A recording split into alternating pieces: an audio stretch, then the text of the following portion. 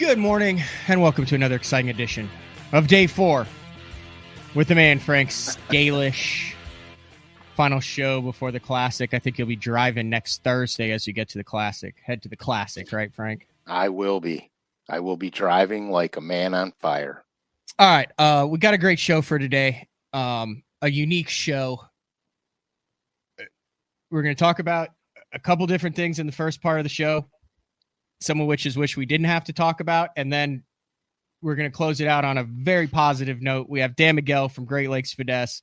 Some absolutely fire stuff has dropped. He's been doing the PR tour, and I'm glad we got him on BTL.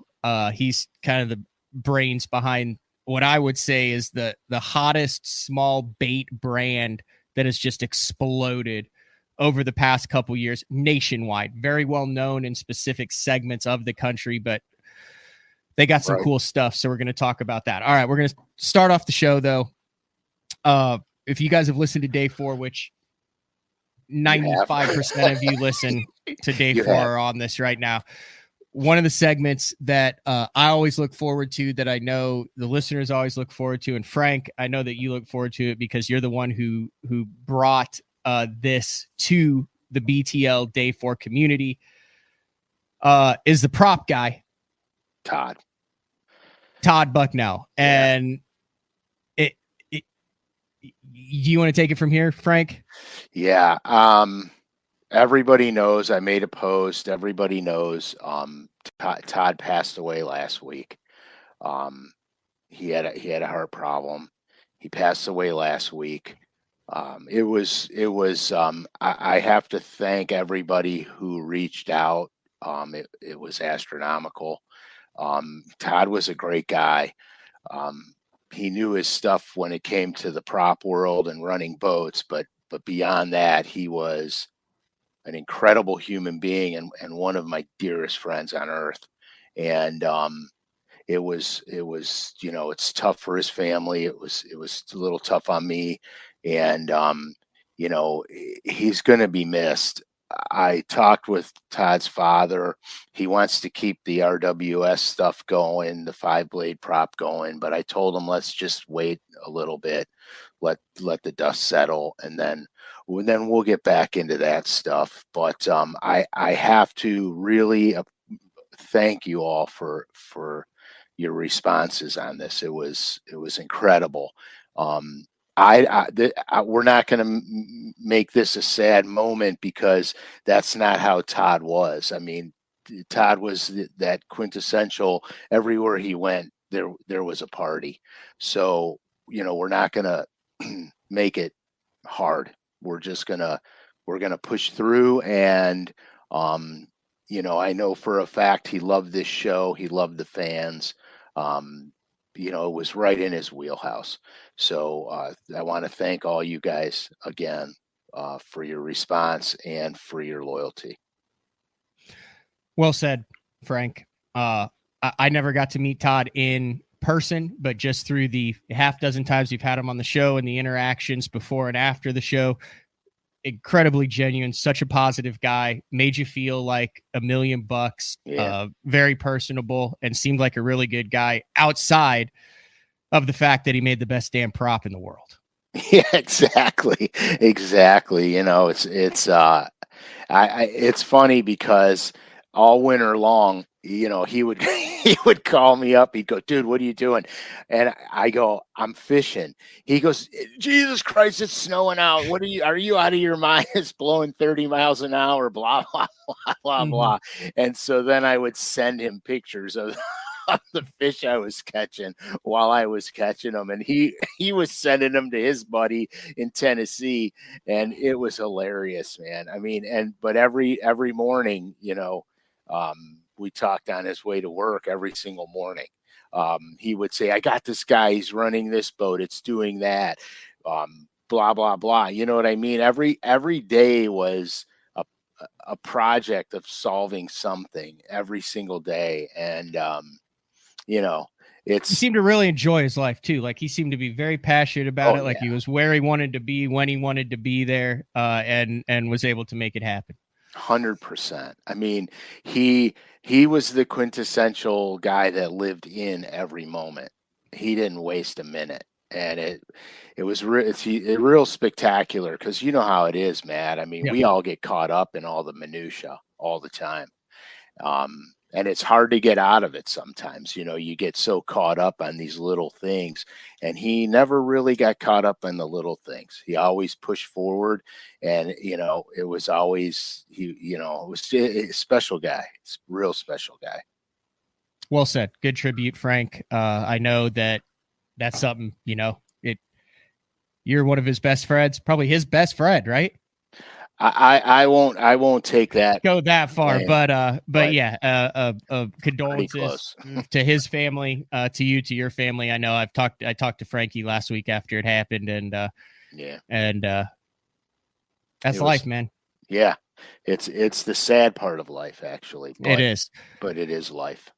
All right, no easy way to transition to this, but we're gonna transition. We're just moving. We're living in the moment, man. The next moment is now. And hopefully we have a lot of moments coming, including the Bassmaster Classic. Bassmaster Classic Expo kicks off next Friday, the 22nd.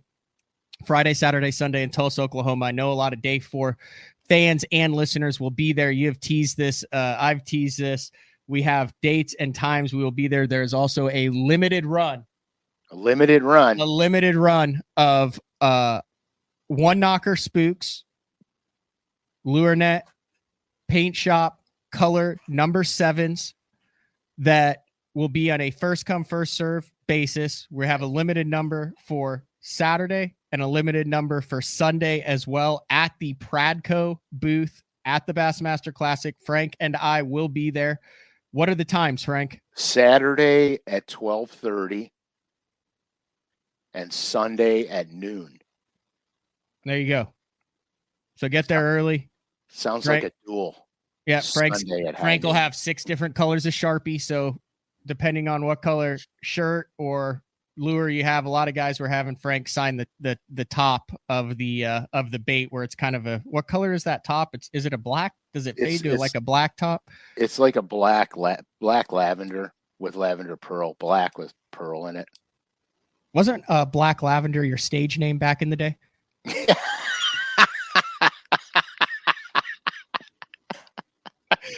I'm not even touching that. I'm not even going down this road, dude. All right.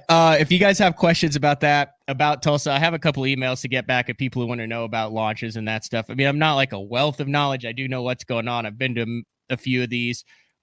Hit me up in the DMs at Matt Pangrak on Instagram. Email me, matt@basszone.com. Like I said, follow us on the social media for where we are, when we are. We'll also be at the Bass Tank at 2:00 on Saturday and 11:00 on Sunday. But the primary one, 12:30 Saturday, Pradco, and 12:00 on Sunday at Pradco, if you guys are planning on being at the Bassmaster Classic. Please stop by. Hopefully, so here's the plan.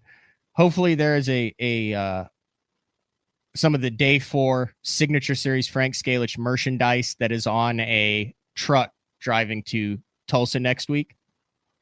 And you'll be able to have the first look on that. The BTL store with the Frank SCALISH Signature Series merch, as well as a new redesigned BTL logo, drops on March 25th on BassZone.com.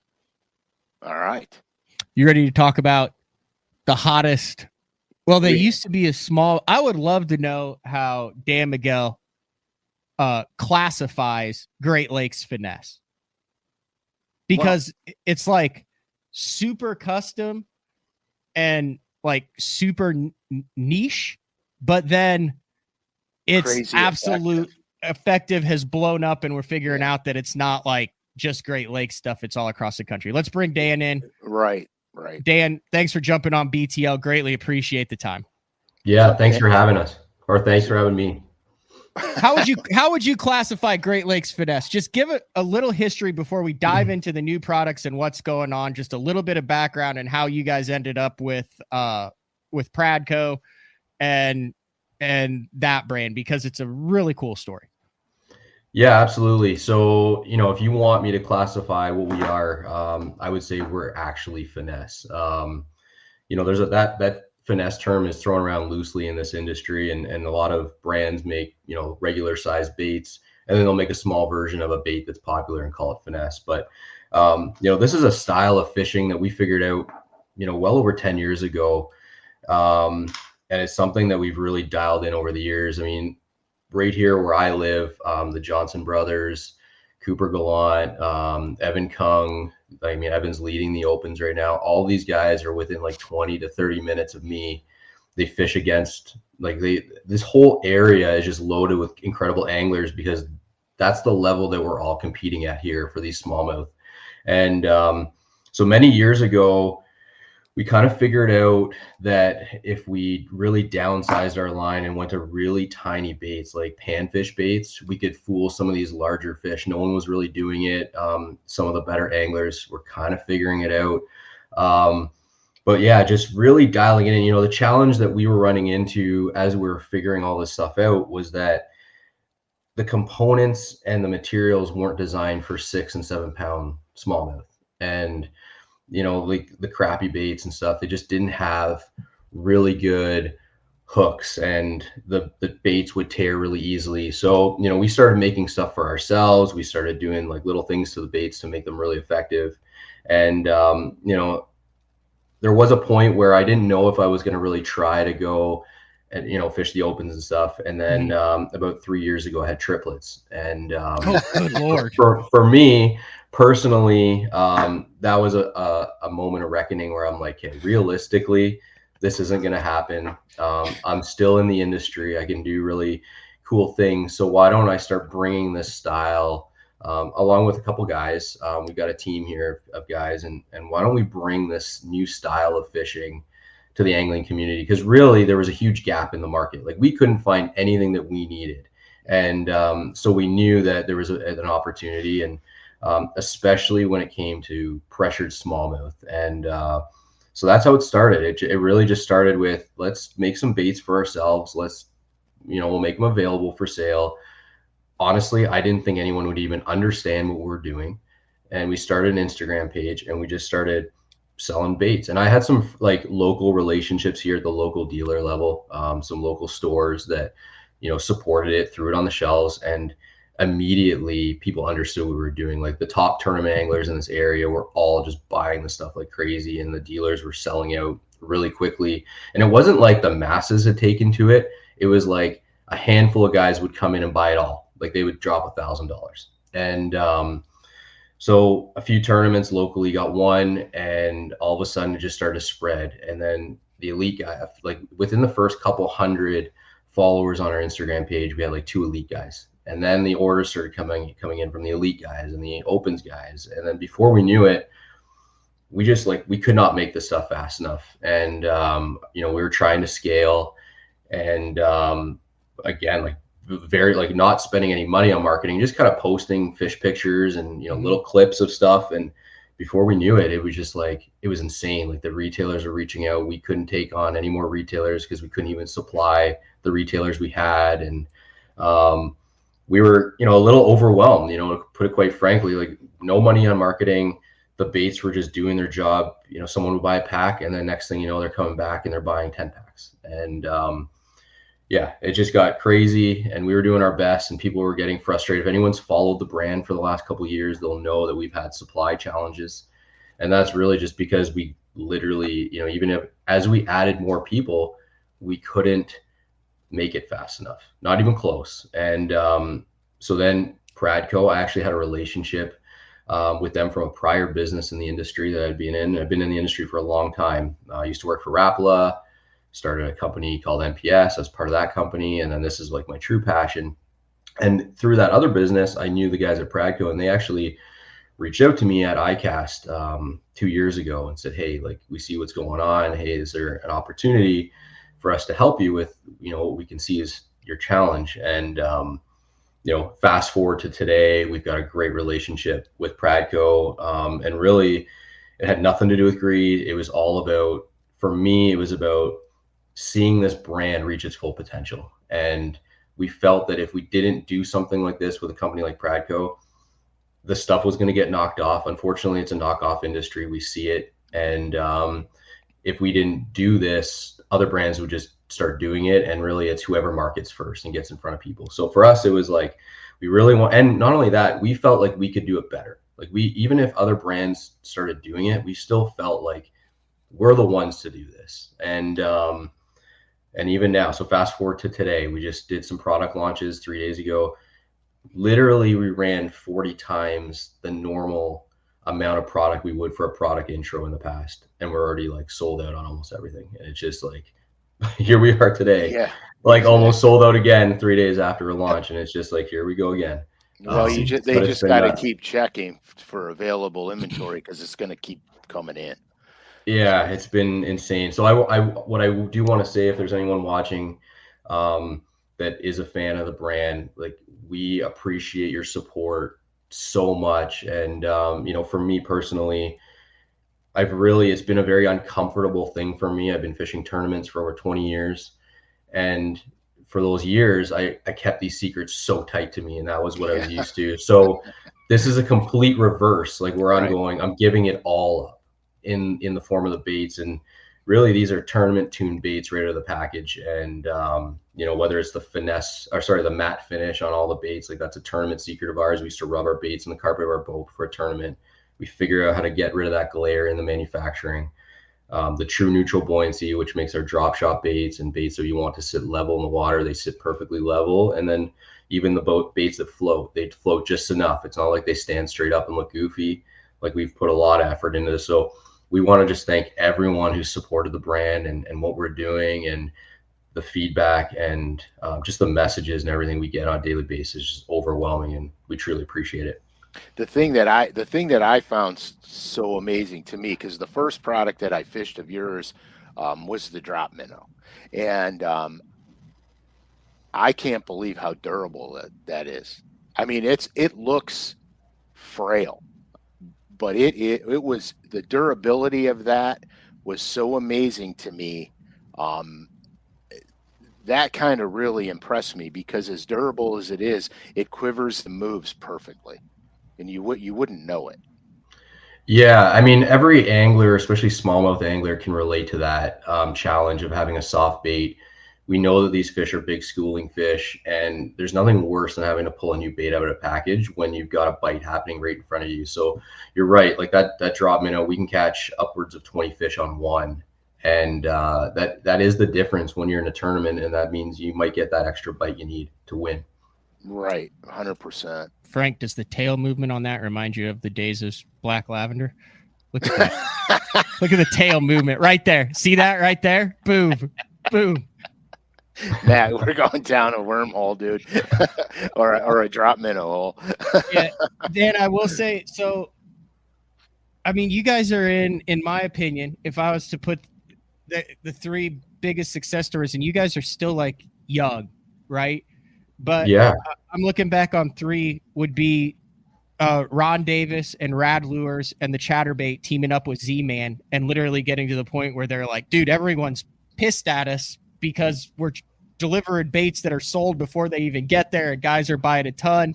And Z-Man came in, but they still had their hands in exactly how it was designed and what it was. The other one is that's also recent is that KGB Chad Shad and kind of their work with Spro, bringing it to it. I mean, but primarily the Chatterbait, like I put this along kind of the same lines as something that was a very regional, localized bait that a lot of people didn't understand, but they protected it, and then they brought it to the market, and the thing blew up. Were you surprised at how much it's blown up across the country? Like, does it shock you at where you're getting different orders and where people are using this stuff specifically because of how it was designed for, that Great Lakes region and smallmouth specifically?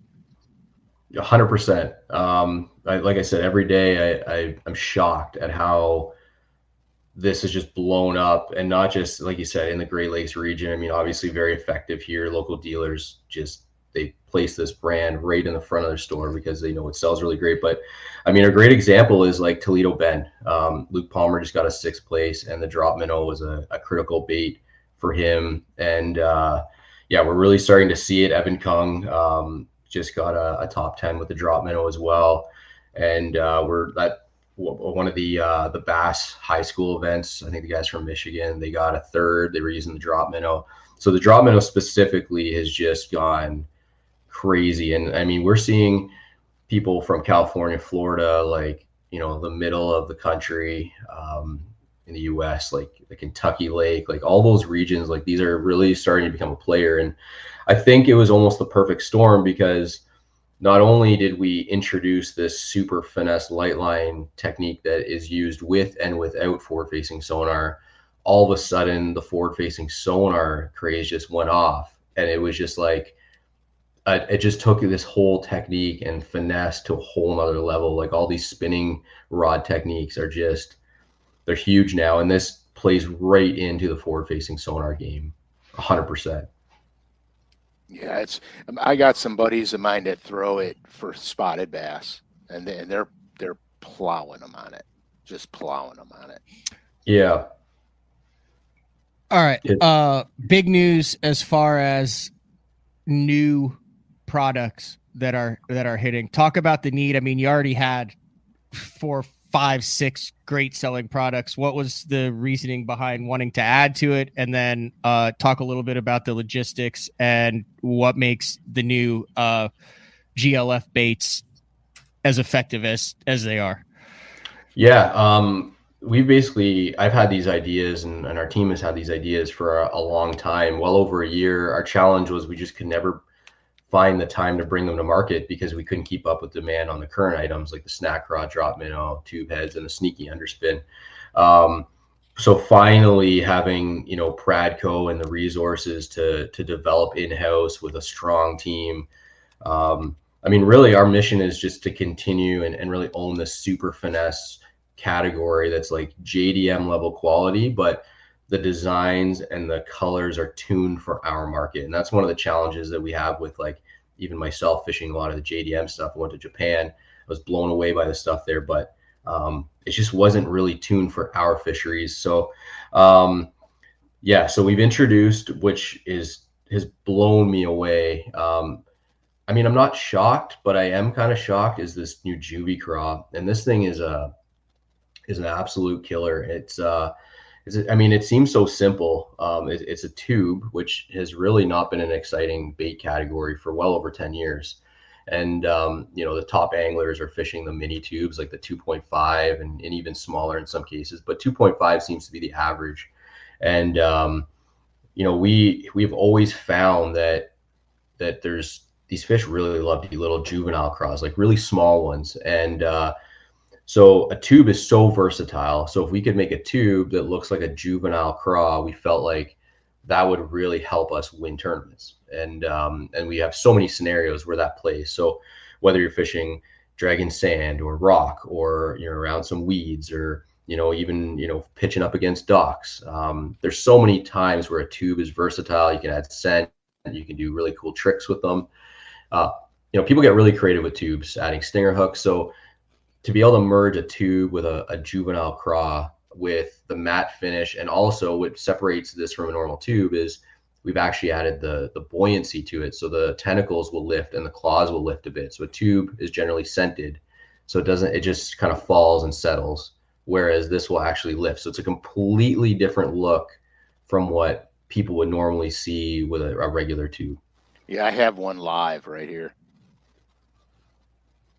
It's smaller than, so everything that I've noticed with the GLF stuff is if you're not used to it, it's smaller than you expect it to be. Is that a fair assessment, Dan? Absolutely. I mean, even on the cam, like where Frank's showing, it just doesn't do it justice how small it is. It really is designed to mimic those little tiny craws that those fish are coughing up in your live well, or you're seeing them spit up beside the boat. Those are the ones, like most of the baits on the market are significantly larger than this. Now, Frank, you've done a bunch of tube shows. Well, you've done, I think, 2 or 3 tube shows in the past, but I don't think you've really dove into the baby tubes. I know we did micro crankbaits last week, but that 2.5, yeah, but that's something that you've been doing. Sorry. That's something that you've been doing on Lake Erie for a long time. Yeah, for a very long time. So the cool thing about this is the head design from Great Lakes. In my opinion, this tube head is absolute money because the way it lays down on the bottom, it keeps the hook point upright, and a lot of problem when you're sliding a tube is a round head will have a tendency to roll the hook over on you, and then it hangs on to everything. But the way this thing is designed, it lays like this on the bottom, and it actually fishes like this, which is the beauty part about when you're putting it in the craw or you're putting it in a small tube. It still wants to ride hook point up. It'll still want to ride hook point up on you. And that's critical because a lot of times where you're throwing this thing is patches of sand and gravel, and what you'll have in there is there's going to be grass mixed into that. And so this helps prevent it from always snagging up in the grass. And then if you're fishing chunk rock, keeping that hook point up stops it from hanging up on them little tiny rocks. So what time of the year are you going with a juvenile craw with a small craw, Frank? Like, when are you going to downsize your baits? And let's say you could go for any tube, and sometimes you'll want to use a 3 or 4 inch tube. When are you going to go with like a 2.5 inch tube like this? Well, the crazy enough thing that I found out was back in the old days, the bigger the tube, the better I liked it. And I was literally throwing flipping tubes on the lake. Now, that eliminated a lot of bites too, because the tubes were huge. What I'm finding out now is that I'm catching way better quality on the smaller stuff and way more consistent on the smaller stuff. The thing that Dan said that's really relevant is when the bass, you put the smallies in your live well, and even the spotted bass, and they start regurgitating crayfish up. They're not giant crawdads. They're little. I mean, they're little.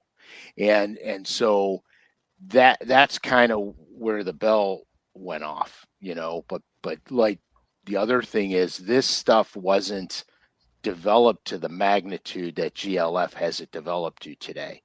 So we were using back then the smallest tube we could get was an original Gets It, and then a crappie tube, which is way too small. So now with all this stuff coming into play, it's pretty sweet. I mean, it's pretty sweet. Yeah. I just want to add to what Frank was talking about. So that Mini Pro tube head has become one of our top terminal sellers.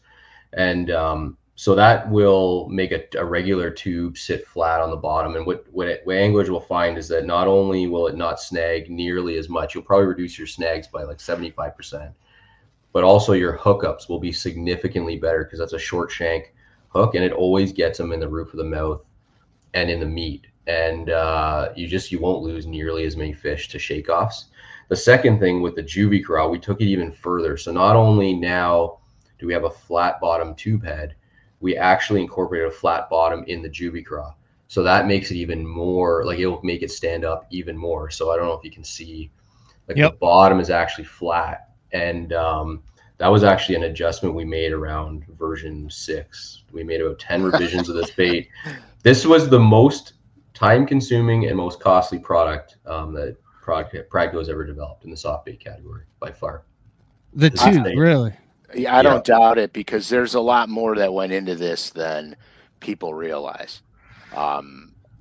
Design standpoint, like a guy can design something, and if the people that are making it don't understand the concept, it may look the same, but it doesn't do the same. I had a product that came out a long time ago, which I will not mention. They utilized my design, but they didn't understand the mechanics of it, and they changed one thing, and they discontinued it because it didn't work. because they didn't understand the mechanics. And that's why I could see this took a minute. You know what I mean? Because it's important to get it right. Yeah, I mean, I'll give you a really good example of how dialed in this thing is. So, at first glance, you're thinking, oh, that's just a tube. A regular tube is just dipped, and then it's the same consistency throughout. Well, our engineering team was able to make this part of the bait where the hook pops out thicker, but the middle of the bait is thinner so that it collapses down. So you get a bigger, a wider gap when they do bite down. But then also the nose of the bait where the hook is coming out, we made that thicker for a couple of reasons. One is we wanted that hook to stay there when you're casting and you're hooking a fish and you're moving the bait. And then second, we also want to give you the option to go weedless. So if you want to tuck the hook into that little piece of meat there, you're able to do that. So the claws are thicker. So it just, a lot more went into this. Like even the bottom here is thicker. This part inside the tube is thicker because you're dragging along rocks and shells and whatever. So we just wanted to make sure it held up. And then also all these little scuff marks on it. I mean, people think, oh, that's just design. Well, that's actually intended to be fish teeth that have ripped up the bait, because we find that as our baits get more chewed up by fish, they become more effective. So we just wanted to add those little scuff marks to actually imitate those, those teeth marks on the bait. And so all those like little tournament secrets and stuff, people aren't even realizing, but they're getting these tournament tuned baits right out of the package. One of the questions that's come up a couple of times on the instant feedback, you've mentioned it, is the matte finish that takes off the gloss. How difficult was it to get the matte finish, and why do you feel like it gets more bites? And just kind of talk about that whole process, because you don't see very many flat plastics. Yeah, I'm not going to speak to that because it really is our secret sauce. Okay. So I can't really give up. Like, it was interesting to figure out how to do it, and obviously when we figured it out, it was a game changer for us. Things in nature aren't trying to scream at the fish, bite me. A craw isn't down there yelling and shaking its claws and saying, they're really trying to blend in. And when it comes to the matte finish, like most things underwater actually aren't shiny. They're dull and they're trying to blend in. And smallmouth especially are masters of their environment. They know what's down there, and we almost want the fish to feel like it found it, like it wasn't the bait that called the fish in. We want the fish to feel like, oh, I see you, I'm getting you. And that's really what triggers the biggest ones, because if you're screaming at a bait down there, that fish is like, yeah, I've seen this before. But if they feel like, oh, I found you, I'm coming to get you, that's really when you're going to be able to turn a fish that's not in the right mood into a biter. Yeah, so, trick or treat. yeah, exactly. So yeah, it is so obvious for us. Like, we've done this for many, many years, and a lot of these lakes get a lot of pressure. And for me, I knew long ago, especially when no one was really onto the mat and rubbing all the baits. We would rub baits for an hour and a half before a tournament just to make sure all our baits were ready to go for the tournament. And guys could be fishing right beside us, and they could even see what we're using, but they wouldn't know we had done that. And we'd be out fishing them so hard, and we had no problem with people being around us because of that one thing we were doing. So yeah, so you're giving out, you're making these things, like you said, they're ready, they're tournament ready. Yeah. All right, so Frank, LureNet has come out with a Hellgrammite that was in one of the recent Banking Creek bags. I mean, I'll be honest, like the Hellgrammite, unless I'm drastically missing something, it is not a staple in Oklahoma where I am. But why don't you two talk a little bit about why a Hellgrammite is effective? That's one of the other drops, the 2.4-inch juicy Hellgrammite. Interesting bait. More specific, or is this something that would still work across the country in Oklahoma? I just have to give it a try. It's the most natural thing that you have in a lake. It's the larva stage. Like, do I have Hellgrammites in Oklahoma? Oh yeah, you have them. Really? This Hellgrammite is one of the most realistic looking ones I've seen in a long time. This is a good Hellgrammite. Again, it's true to form. It's small. It's finesse. just, true to form for Great Lakes. But, the hellgrammite is a really misunderstood animal. A lot of people, like, you can't fish river systems without having hellgrammites in them. That's where they live. And what I found out was that the smallmouth on the Great Lakes eat them just as good as the smallmouth in the rivers do. There's no difference. There's no difference. I think I'm going to let Dan talk on this one. This is a great looking body. This is a great looking hellgrammite body. Of course, I am holding the head, the pinchers, which I don't want to do, but I am. Yeah, I mean, I'll speak to it. The hellgrammite is a bait that we've kept secret for a long time. It's a category I've obviously really paid attention to because there's a handful of companies that make a hellgrammite. But for what we want to do up here in the north, especially with smallmouth, I just never found one that I really liked. They either the shapes were like off, or they would sink like crazy, they'd have no action, or they would float like crazy and stand straight up like a Ned.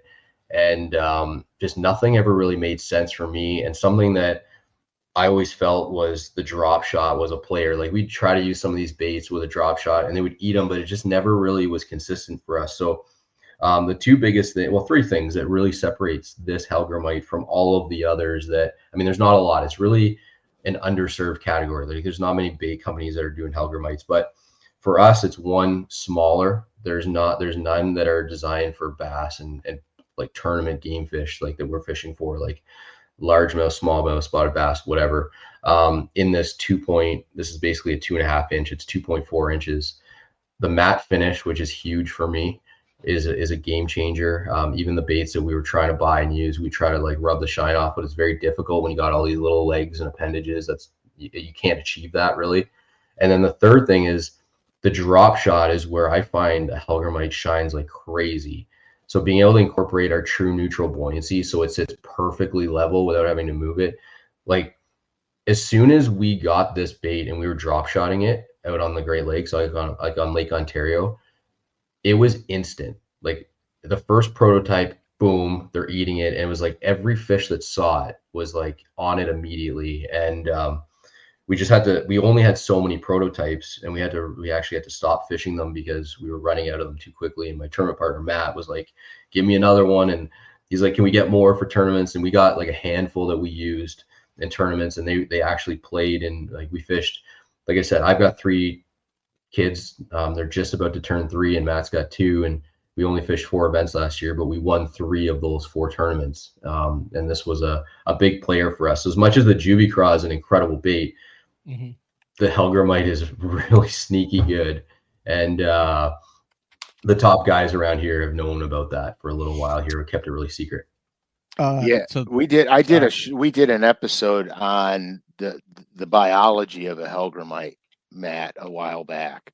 Yeah. So if people want to look at it, go see it. It's. We did. I did not remember that. Yeah, we did. Where was I? I don't know. I talked about the Dobson fly and was I diagrams. I watched it. You?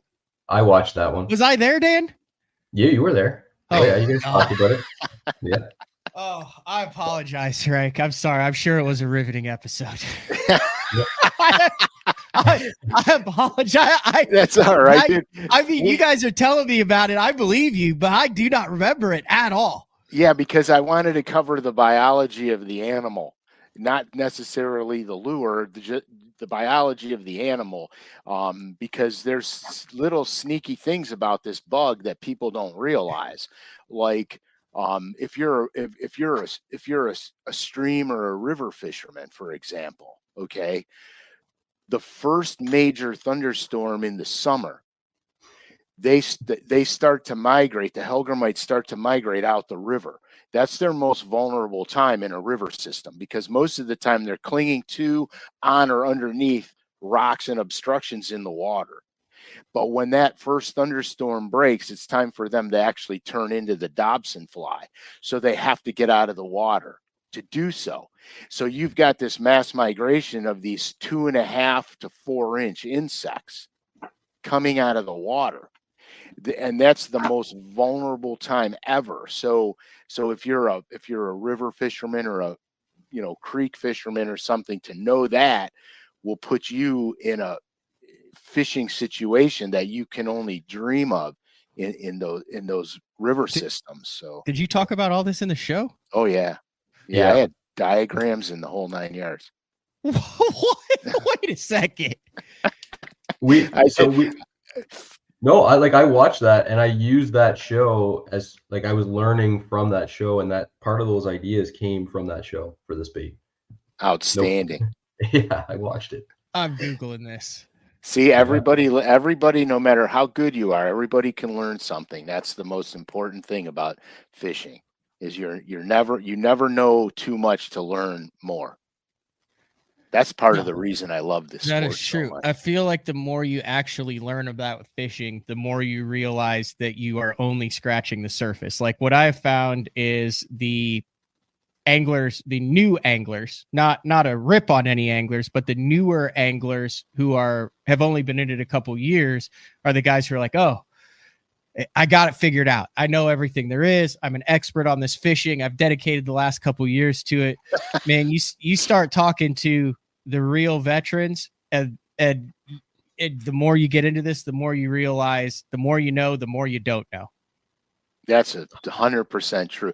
I always said to my son, I said, when you meet the angler that thinks he knows everything, you're going to beat him, because they fail to grow after that. Fishing is like a set of stairs.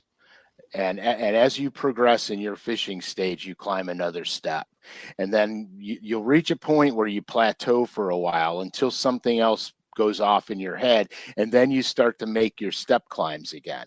So a beginning angler, his trajectory is almost vertical because he knows very little. So anything he learns, he's got a vertical trajectory. The more you start to know, the flatter your curve gets. And then if you don't become interested in the learning game, you plateau. Mm-hmm. And so that's the whole key. Like I like learning new things all the time fishing. That's why I like to fish with other people, because they throw insight into my game to help me improve. Like when you and I went crappie fishing with Live Scope, mm-hmm. That opened up a whole nother opportunity for me. Because I know everything there is to know about crappie fishing. But I literally just taught you a little bit. Like there's nothing else to learn. I know it all. But that's what I'm saying. But you taught me enough to get started now. Mm-hmm. So then I started researching the crap out of it, and then I started applying everything. So this is interesting, Frank. So I went crappie fishing with Zeke Anderson, big time tournament angler. He works at the Bass Tank, and I've been crappie fishing for 3 or 4 years. I thought I had it pretty dialed in. This is exactly what we're talking about. I go out with Zeke.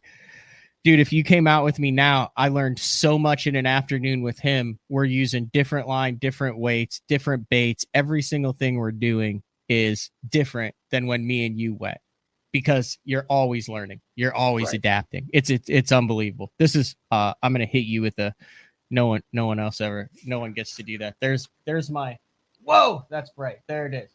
New veteran, know nothing, know all. That's how I think the curve is in fishing. When you're new, you don't know anything. Then as you get into it, you start to feel like you know it all. And then the longer you're in it, you start going back up the curve, but it's harder to go back up the curve, because on the way down, when you're new, God, how do you do this every show? When you're new on the way down, you're learning on such a rapid basis. It's easy, right? Other way. God, you are talented. It's easy when you're going down, right? And then you get to the point where you kind of plateau, but you think you know it all, you're not learning. And then you get in and you start learning more, but it's harder because you're learning it in smaller increments. You're not learning big, giant chunks. That's my diagram for learning. I'm sure that works in any skill that you want to get in, whether you're a welder, a painter, a doctor. Well, hopefully not a doctor. Hopefully you stay with a doctor. But you know what I'm saying? Like, I feel like that's a pretty fair curve right there. Well, I mean, Dan, this would apply to your designs for a Great Lakes Finesse. Same thing. You had a need. Go ahead. Yeah, no, I mean, what people probably don't even realize is that we're still learning, and they're kind of going through that learning journey with us as we introduce more products and play around with what we're seeing. Like as we bring in these products, we're starting to see other things that we might need, and we're always learning. And you couldn't have said it any better. I mean, I feel like I still know nothing. Yeah, I mean, we're just going to keep pushing, keep learning, and yeah, you couldn't have hit it any like that. That curve it's completely accurate. Yeah, it's neat. That's the beauty of the sport. That's the beauty of what we do, really. Because like my wife says, how can you go fishing all the time? Don't you ever get bored? I'm like, no, not at all. You know, you apply a lot of your stuff. You apply a lot of what you see in nature to your GLF brand, Dan. Yeah. It likens me to, because I do a lot of color schemes and hard bait designs, but it likens me to when I went fly fishing for the first time in the ocean. I wasn't catching fish, and I saw a school of pilchards swam by me in the water when I was waiting. And I looked at them, and the tide was ripping, so they got behind me where I created a current break, and they all settled behind me, and I was watching them in the water for a few minutes. I got out of the water, I ran up to a tackle shop where I was at, and they didn't have any fly tying material. So I looked at all their synthetic fiber jigs and stuff that they were selling, and I bought a pile of them, and I cut them all up and used the material to tie my own flies. That afternoon, when the tide was going back out, I ran out there and fished the flies that I made and absolutely railed them. And that was because I watched the environment. I didn't look at what the bait fish looked like when I took them out of the water.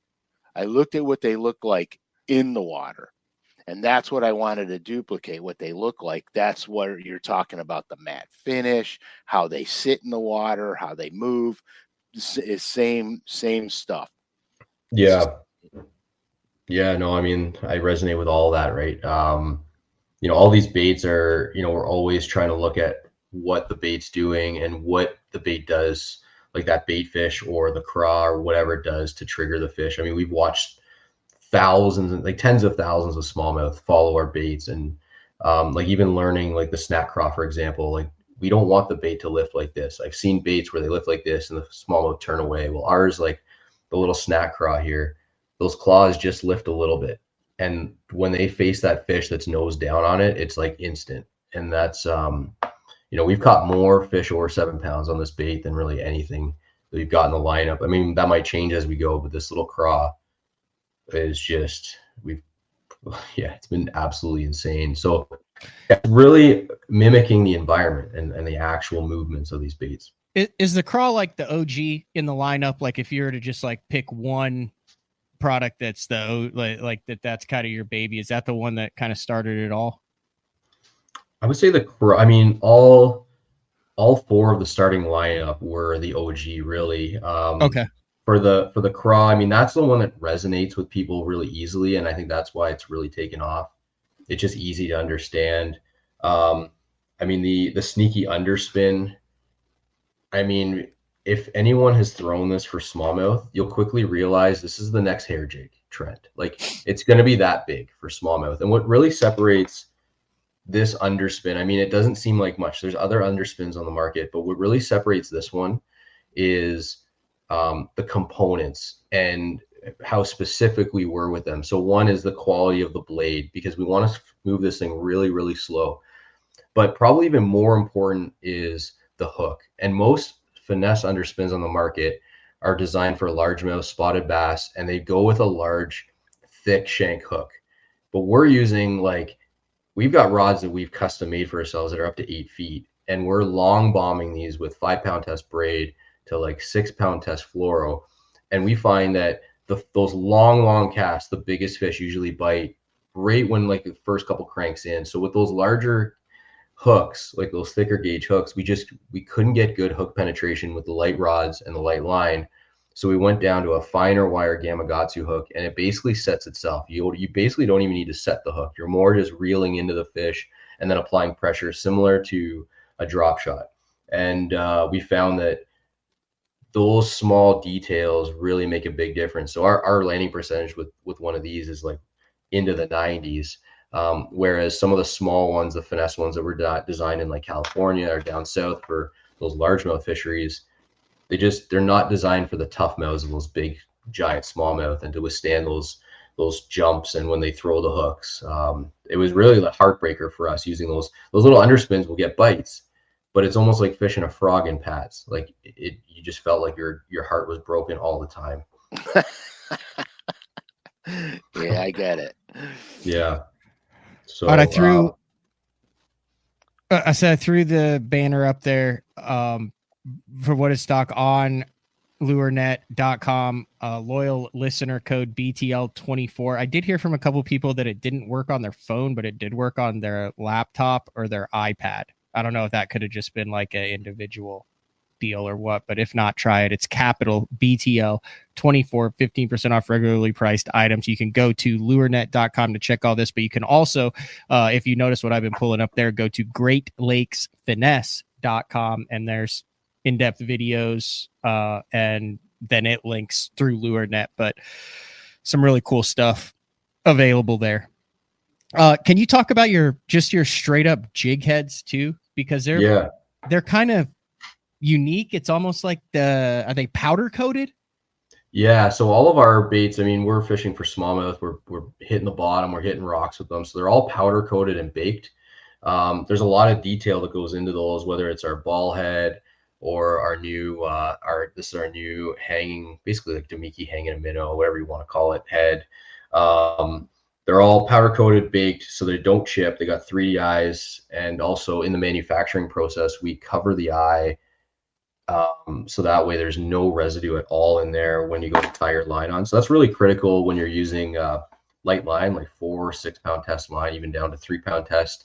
You don't want anything in there that could compromise your knot, even if you're, with paint, like jig heads that are painted. If you go to poke those out, you might damage the inside of the eye, which will, you won't even know that you broke off because of that. So those are little details that people don't really think about, but are in there. And then we also, I want to talk about this hanging head that we've got. So what separates this one from all the other ones, again, is the finer wire hook. So this is a scenario that I think people can resonate with. How many times have you gone offshore, you get onto this juicy spot, you see all the fish around you, and they're just not biting, and you think, oh, it must be the bait or whatever. We've actually found that downsizing our line makes a huge difference. And there's times where we'll go down to 3 pound test line.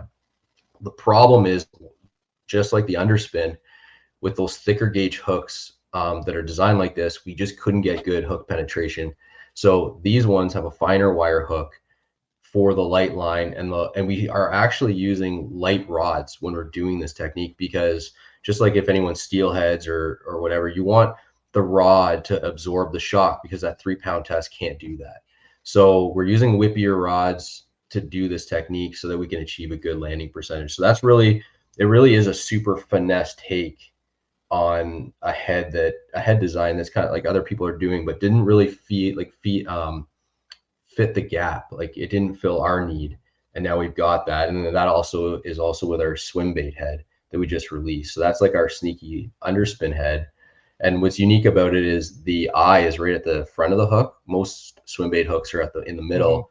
That what this allows is not only your bait to swim true through the water, but also when you're around vegetation, you won't get those little pieces of weeds stuck in between the eye and your line. And so you can actually pull it through cover, like weeds. Milfoil up here is really prevalent, and you won't get those little pieces stuck. So you're actually getting more bites because you're not wasting your cast if you're on weeds.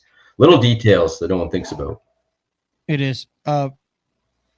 Frank, you talk about like downsizing your line a lot. Is that something that we talked about learning as an angler that you've done later in your career than you did early on, was go to that lighter stuff?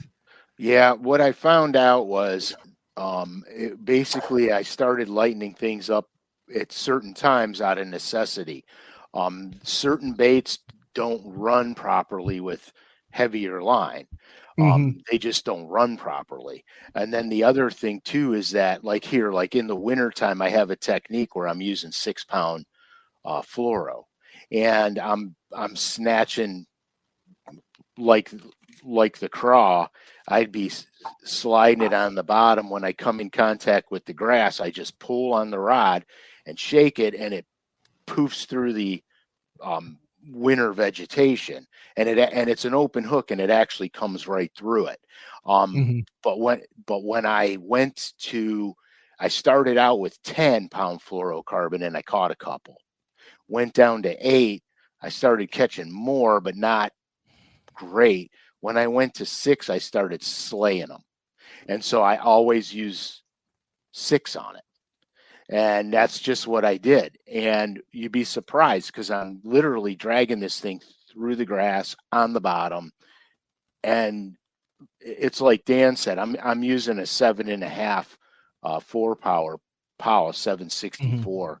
It's got enough tip flex where I'm not going to break the line on the hook set, because really all I'm doing is I'm reeling and leaning into the fish. I'm not cracking them. I'm just leaning into them and fighting them in. And that's really how I started doing that. And then of course we talked on one show about finesse Carolina rigging. I remember that one. I wasn't a fan of it, but I remember that one. I know you're not a fan of it.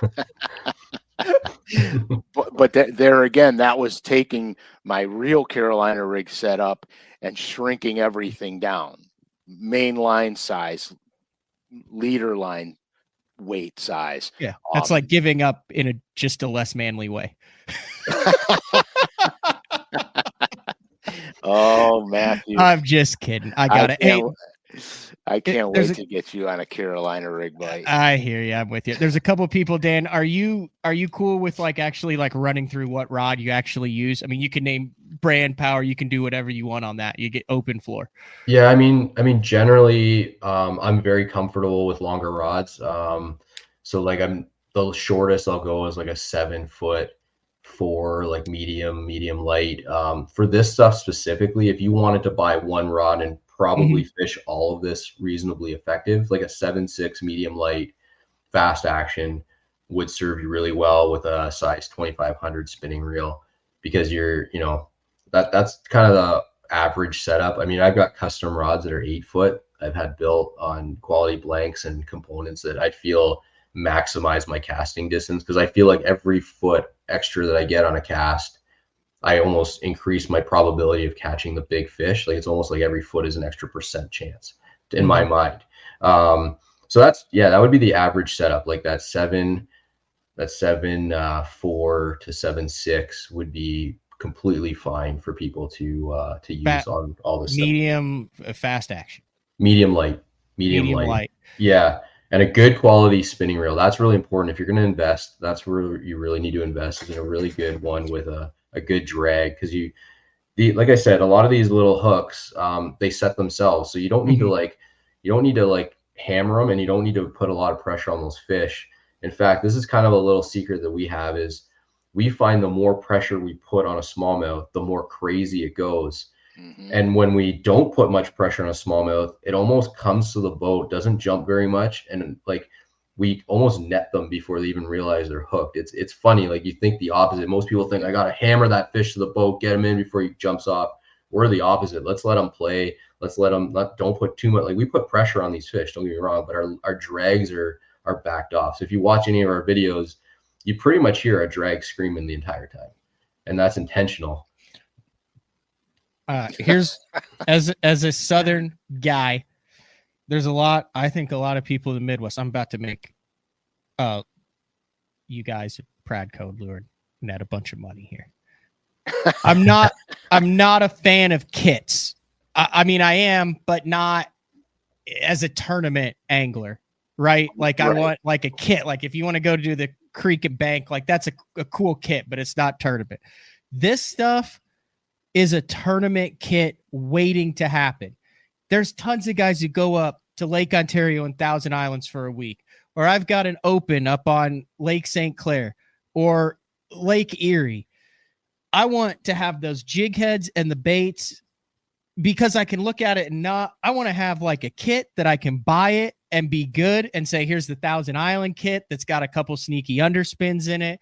That's got, whatever I'm going to use out drop shot. And when I go up to St. Clair, when I have a kit with some of the tubes in it and stuff, I think those would fly off the shelf. When you talk about northern guys, southern guys who know how to fish, but don't know how to buy northern tackle, because the first couple times I did it up there, like I didn't have what I needed.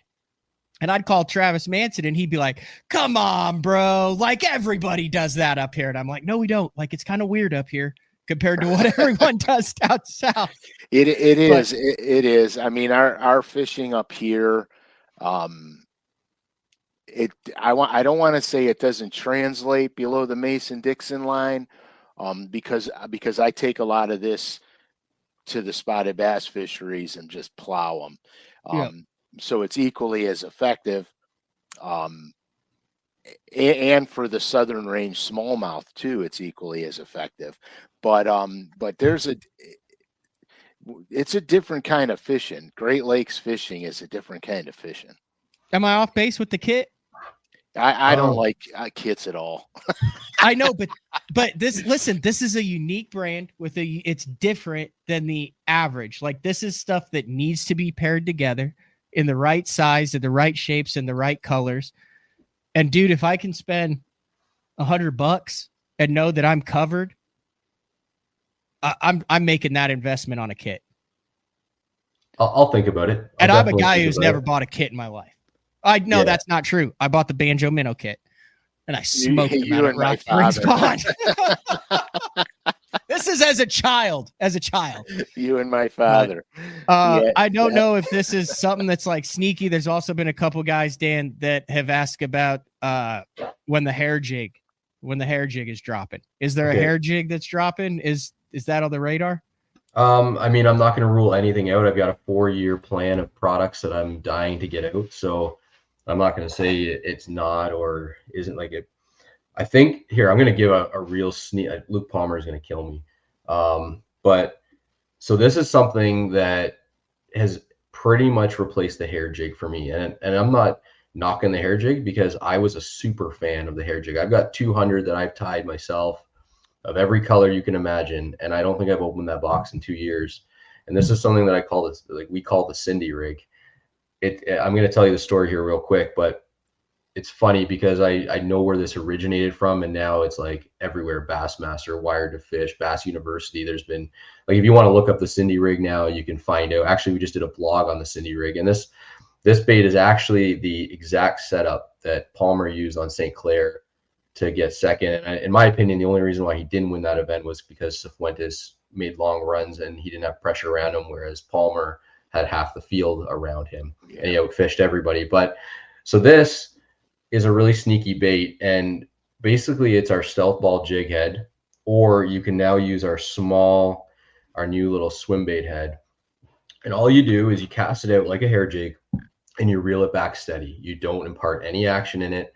It sounds so dumb. Most people would never even consider doing this. And that's why it's called the Cindy rig. And I'll tell you why. So my good friend, Steve Dellier, he's retired now. He used to be on the Rapala Pro staff with me when I was like 16. He was on it. He took me under his wing and we become really good friends. And he's like a local legend here and really probably the pioneer of this really light line stuff and kind of introduced me to it.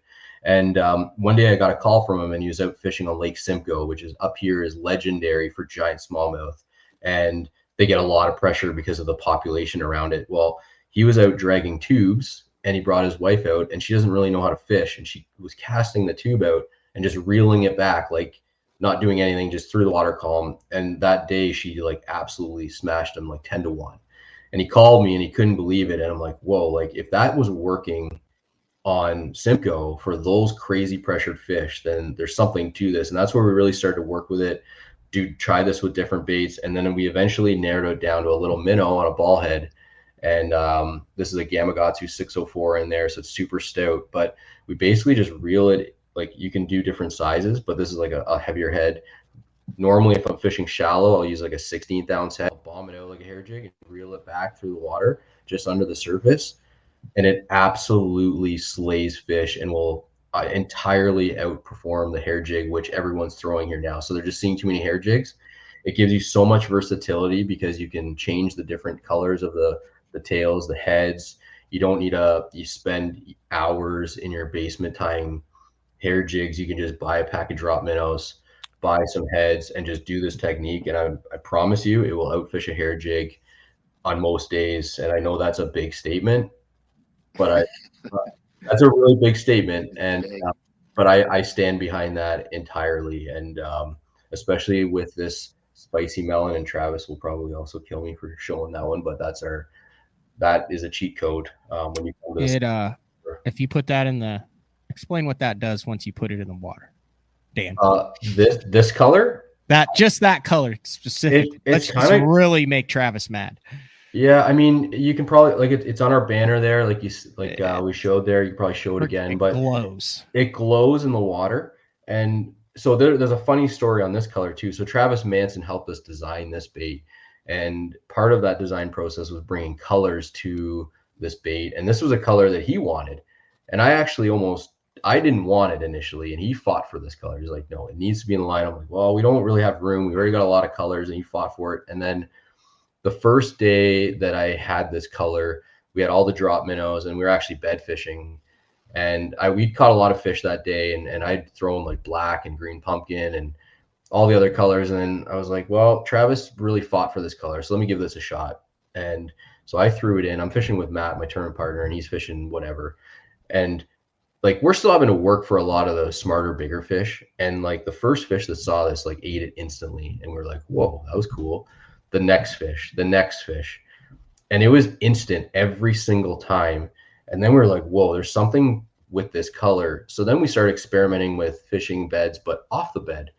And it got to the point where fish were willing to eat this thing 6 feet off the bed. And it was instant. They would be on the bed, you'd pass it 6 feet away, boom, they'd shoot over, eat it. And it was like, oh my gosh, there's something to this. And it's really become the staple color in this bait for us when we're fishing Lake Ontario and the St. Lawrence. It's not the one that you would think would sell the best, but in my opinion, it's definitely, it's my go-to. Didn't you have a 38-pound bag in a derby or something this past year?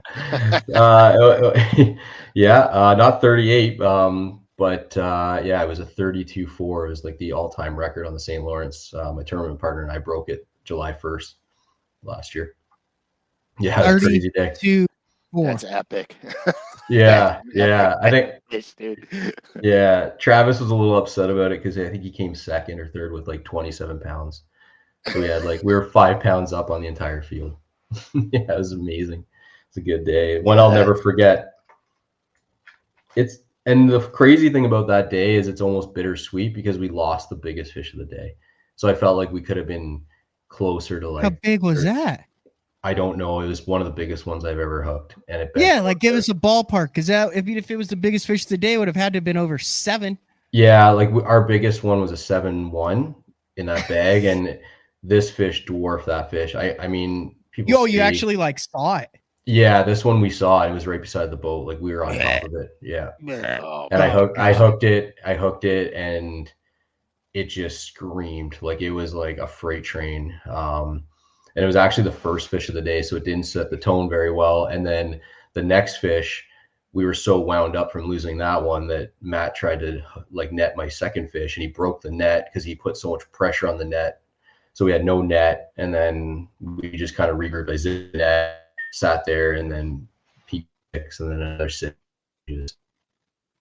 So it didn't start well, but yeah, it was pretty crazy, epic day. Wow. Well, Dan, I greatly appreciate you joining it. Frank, you got anything else for Dan? I think we're going to chat for a couple minutes after we let Dan go. No, dude, I just see you at the Classic, man. I'm looking forward to it. Yeah, I'll be there. We're going to have a Great Lakes Finesse booth there right at the front entrance. Can you buy stuff? I'm not sure who's selling. You'll definitely be able to buy from Lou. So right off your phone.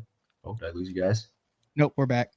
Okay, yeah. Say that one more time. Dan. Yeah, we'll have a GLF booth there. We'll be able to show you guys all this stuff, so you'll be able to see it all in person. And then I believe LureNet's actually doing a gift, like a discount code, so you'll be able to buy it right off the site, right on your mobile phone. We can help you out right in the booth. Yeah, perfect. Greatly appreciate it. I know this is near and dear to your heart. You could tell that you're passionate about it, and it's cool to see this from the time where it's like, hey, I remember him saying we bought this little or working or partnering with this like little company, and now it's like so cool to see it grow so rapidly and to have so many people using your stuff. You got to be really proud. Yeah, so I'm really proud, but I'm also really thankful for the angling community and the support. And it just seems like the more we put out there and give up these secrets and try to educate people, it seems like the community really supports us even more and more. It's almost exponential. So we're truly appreciative of everybody who supports our brand. That's what putting out a good bait will do, man. Yeah, that's our focus. We've always had, there's two things that we always, like, this is our motto. It's one, our baits are never designed to catch anglers. They have to catch fish. So they don't look the flashiest. We don't start at what they're going to look like at the retail level. It's always, what do they look like to the fish? And we don't care if less people buy. We just want the people to buy that do buy our stuff to have a really great time and really appreciate it. And then the second thing is, every single bait that we make, if our team won't have it tied on in the biggest tournament of our lives, it doesn't make the lineup. And that's the standard. It doesn't matter. It has to be at that level. Otherwise, we're not going to do it. Perfect. Well said. We're going to let you go. Thank you for jumping on this morning, Dan. Thanks, guys. Thank you, everybody. All right. Take care, Daniel. Yep. Bye. He's got going on. Yeah, dude. It's a really unique product line. I like it. And again, the thing that surprised me the most was the durability factor on them, because they don't look like they would be durable, and they are. I mean, they really, really are. Yeah, go ahead. I'll just say my first experience with that sneaky underspin was on Thousand Islands, and I basically knew what I was going to do in the tournament. So I was like, all right, I got to go up and try this. And I had one of those black sneaky underspins with a black bait, and I'm running it through the water, and I'm like, okay, yeah, I mean, it kind of looks like an underspin, but I don't get it. And I was over in Canada, and I saw like that it was in between two islands with a current, but it was like clean in there. Mm-hmm. And I was like, I think that's, I mean, like, dude, I drift the main river, right? Like with a jig and a net and stuff. And I said, I think that's where I had a co-angler with me. I said, practicing. I said, I think that's where they throw that like sneaky underspin, like a hair jig. I tied one on and I fired it out over this rock, and it's coming back. And like out of nowhere, just this big, giant, dark thing materializes behind it. And I just keep reeling it. And then the line goes slack, and I'm like, she's got it. And it was a 514. Isn't that something? And it was nuts just how smooth that fish was able to come out of a current seam, get behind it, and like it just kind of went through the bait and was going to go back. And that's when I let it know that it wasn't going to go back. And I was hooked on it since then. Like, I mean, it was amazing. You know what's funny? And I'm surprised I got a box of goodies here. The funny thing that I'm surprised about is that on the sneaky underspin, and I should have one in here somewhere. Bear with me. You reach Frank's status, they just send you a giant box, apparently. So much stuff in it, you can't even find what's in there, huh, Frank? No, I took a bunch of stuff out to go over, and I want to find the sneaky underspin because there's a design concept to this one that's very important.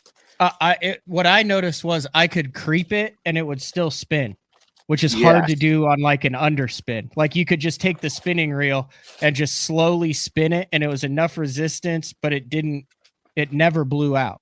No, it doesn't. And here's the thing that I noticed about it fishing up here, because I love fishing grass. So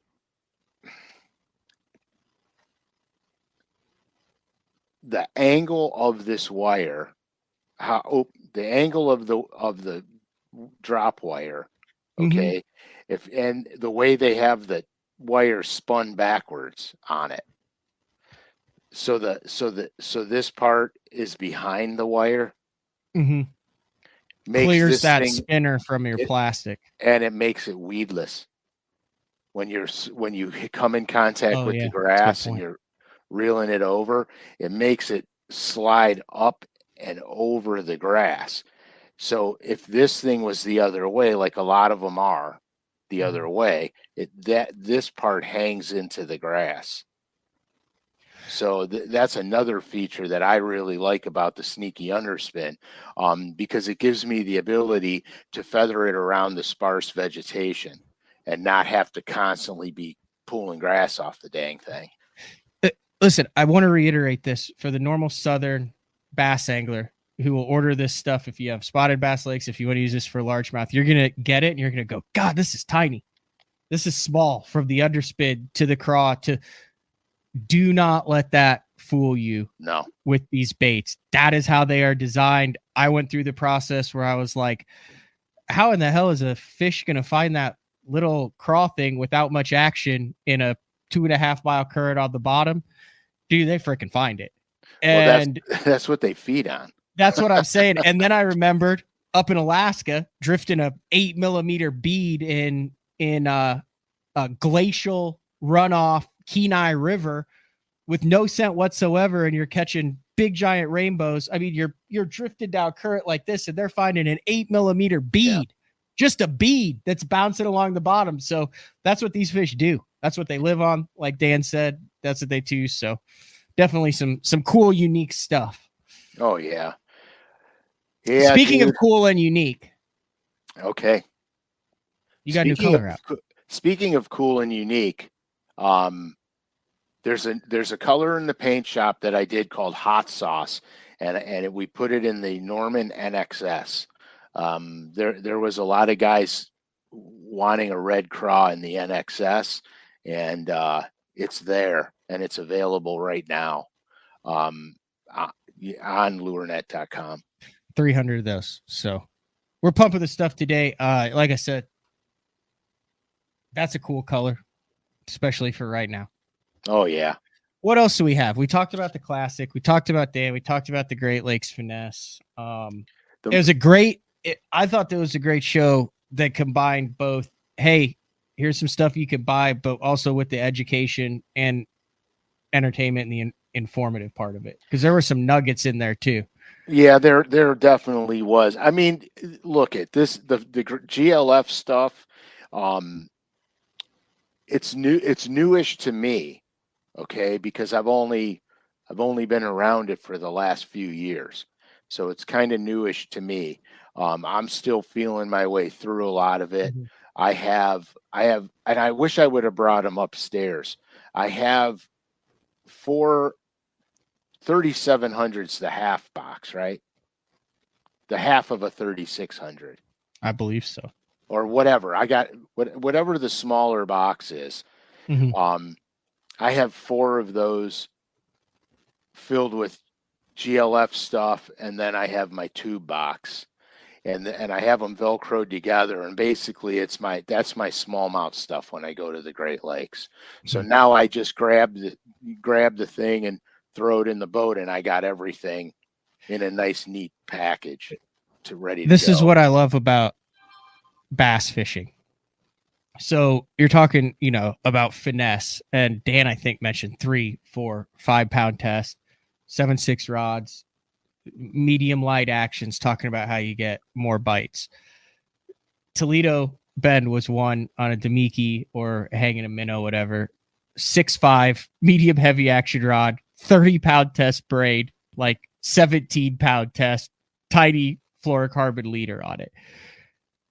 It's amazing how both ends of the spectrum can be equally effective in different situations with very similar baits. But what Fujita was doing, he got more bites by going super heavy, and by what Dan and the smallmouth, the Clearwater Finesse guys are doing, I know they get more bites because I've got my butt kicked by 5 and 6 pound test line before.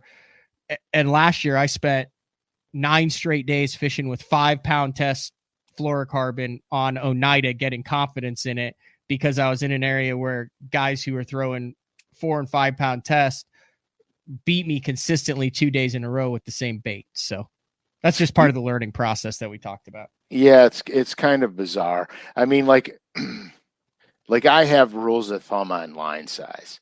I just don't see you throwing 4 pound test, Frank. I'm sorry. I just don't. I ice fish. I just don't. With 4 pound test. Yeah. I'm not fishing with 4 pound test. I'm not. The lightest I go is 6, and that is very technique specific. So, that's just me though. Yeah. But I'm learning some. So Powell has a 763 naked, which is the perfect rod for what Dan was talking about. I prefer the 764 because I want a little bit more meat behind the rod. I just don't want, I have the 763s, but I prefer the 764, but I'm disciplined. I'm not going to get the bite and go, holy crap, wham. You know what I mean? I'm disciplined. So I know when I'm fishing the light stuff, I just lean into the fish. I don't crack them. I do the same thing drop shotting. Get a bite drop shotting, I just reel into the fish and land them. But I'm disciplined that way because I've been doing it for a long time. If a guy's gets a little hook happy, you have to go to the lighter rod. You have to do it because you will be disappointed every time. All right, Frank, we're an hour and 22 minutes in. Like I said, if you guys are headed to the Bassmaster Classic Saturday, 12:30 at the Pradco booth, Sunday at noon at the Pradco booth, limited run. Once they're gone, they're gone. So get there early. Color number 7, 1 knocker spook. It'll be a lot of fun. I'm looking forward to seeing everybody there. Bring your shirts for Frank to sign, your hats, your babies, your wives. Anything you want Frank to sign, bring it, and he will sign. We will have multitude of Sharpies. I will have black and silver. Matt, I will load you up with Sharpies as well. Yeah, because you're signing with me, bro. No, I'm your handler for Classic Week. I'm the crowd control guy. No, you're not. You're signing with me. I'm saying get in line here to meet Frank. I gotta have a partner in crime all the time. Yeah. All right. The Italian way. Big shout out to Dan Miguel. Stop by at the Classic. Say hi to Dan. Say hi to myself and Frank. And I guess, are we going to record a show for next Thursday and run it on Thursday since you'll be driving? Yeah, let's record a show next week because we missed a couple weeks back. All right, let's record one. Can we do a show on, have we done one on preparing for the tournament of a lifetime? And we did we do one on that? No, we kind of did. Because it'll run, we've messed around a little bit. We've done a tournament prep deal. I think we've done something similar to that. We did organizing and packing your boat. I think we did. I don't know. We'll figure it out off air, Frank. We'll figure it out. DM me or Matt with a show idea, and we'll do it Thursday.